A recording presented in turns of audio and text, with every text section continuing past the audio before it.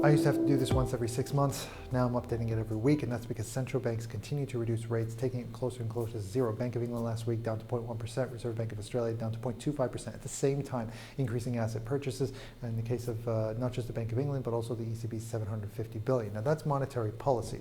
What about fiscal policy? In this case, government spending also increasing, and that's kind of where attention is shifting towards, with the US Senate recently failing to pass. A revote is scheduled for later today, and also in the case of Germany.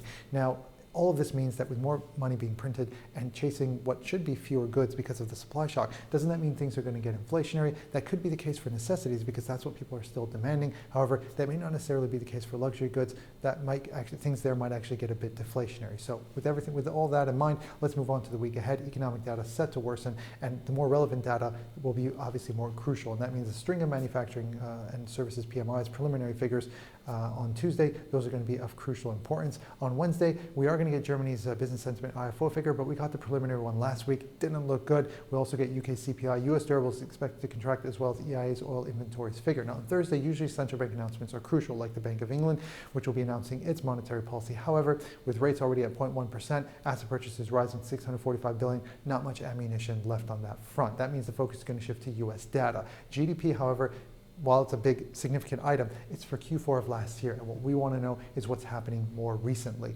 That means unemployment claims, which normally I wouldn't even note on week ahead videos because it wasn't such a significant item, is set to be absolutely crucial. It's released every Thursday, so not just this Thursday's unemployment claims, but in the weeks ahead, it's going to be an important figure and definitely closely watched. Lastly, on Friday, Baker Hughes' U.S. oil rig count has been declining as of late, showed a significant drop last week, and that theme is expected to persist, especially with oil prices remaining below $30.